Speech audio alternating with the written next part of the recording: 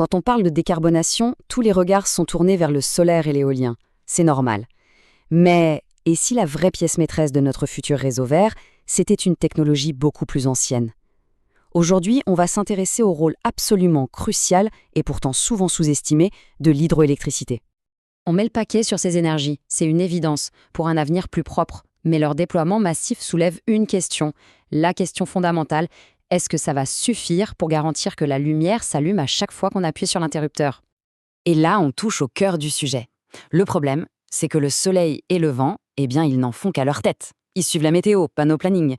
Et ce décalage permanent entre ce qu'on produit et ce dont on a besoin, c'est le grand défi de la transition énergétique.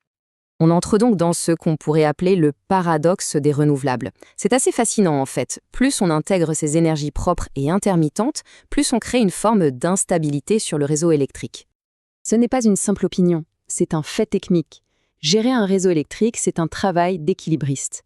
Il faut que la production soit exactement égale à la consommation à chaque seconde. Alors quand on ajoute une production qui monte et qui descend sans prévenir, ça devient un vrai casse-tête. Et pour bien saisir l'ampleur du sujet, regardez ces chiffres. En 2020 déjà, le solaire et l'éolien, c'était 60% de toute l'électricité renouvelable produite en Europe. 60%! Et cette part ne fait qu'augmenter. Ce n'est donc plus un sujet à la marge, c'est le sujet central. Alors, face à ce défi, une technologie bien connue revient en force, portée par une qualité devenue indispensable, sa flexibilité. C'est ici que l'hydroélectricité entre en scène. Le mot magique, c'est celui-ci, la pilotabilité. C'est tout simple, c'est la capacité de dire à une centrale « Allez, maintenant plus fort » ou « Là, on se calme ». On peut la piloter. Le solaire et l'éolien, on subit la météo. L'hydro, on la contrôle. C'est la différence entre un interrupteur on-off et un variateur de précision.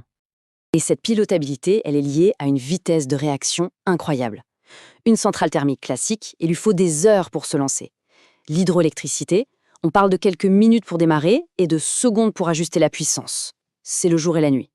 Cette réactivité, c'est de l'or en barre pour stabiliser un réseau. D'ailleurs, son rôle va bien au-delà de la simple production d'électricité. L'hydro, c'est le véritable couteau suisse du réseau. Elle fournit toute une panoplie de services systèmes, des choses un peu techniques, mais qui sont vitales pour garantir que le courant qui arrive chez nous est stable et de bonne qualité. Mais attendez, ce n'est pas tout. L'hydroélectricité a un autre super pouvoir, peut-être le plus important aujourd'hui. Elle peut se transformer en une gigantesque batterie rechargeable. C'est la question à 1 million. Imaginons un dimanche après-midi de mai. Grand soleil, beaucoup de vent. Les panneaux et les éoliennes produisent à fond.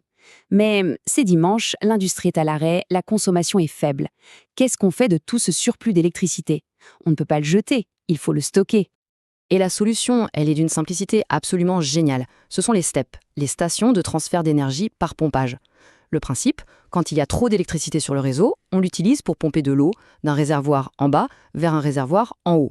Et quand on a besoin d'électricité, hop, on ouvre les vannes, l'eau redescend, fait tourner les turbines et produit du courant. C'est une batterie à eau, tout simplement. Et pour bien se rendre compte de la puissance du système, la centrale de Grand Maison, dans les Alpes, peut balancer 1800 MW sur le réseau en à peine 3 minutes. C'est plus de la puissance d'un réacteur nucléaire, disponible quasi instantanément pour répondre à un pic de demande. C'est juste phénoménal. Et il faut bien insister sur ce point. On entend beaucoup parler des nouvelles batteries, et c'est très prometteur. Mais aujourd'hui, à l'heure actuelle, la seule technologie de stockage d'énergie qui est mature, éprouvée et capable de stocker de l'énergie à l'échelle d'un pays entier, c'est celle-là. Et l'échelle est vertigineuse. La capacité de stockage totale déjà installée en Europe, c'est plus de 180 TWh. C'est une réserve d'énergie colossale, déjà là, prête à absorber les surplus du solaire et de l'éolien pour les restituer au bon moment. Bon, alors si on met tout ça bout à bout, comment est-ce qu'on dessine le réseau de demain? Quel est le rôle de l'hydroélectricité dans cet avenir fiable et décarboné? Bien sûr, tout n'est pas si simple. Il reste des défis importants. D'abord, les modèles économiques actuels ne payent pas toujours cette flexibilité à sa juste valeur. Il y a aussi des frais réglementaires qui peuvent ralentir les projets. Et puis, bien sûr, et c'est non négociable, il faut s'assurer que chaque projet est compatible avec la protection de la biodiversité. Voilà sans doute l'idée la plus importante à retenir. La transition énergétique, ce n'est pas une compétition entre technologies. C'est un travail d'équipe. Il faut une vision système. Dans cette équipe, le solaire et l'éolien sont les attaquants qui produisent en masse. Et l'hydroélectricité, c'est le milieu de terrain polyvalent qui assure l'équilibre, la stabilité et la gestion des temps forts et des temps faibles.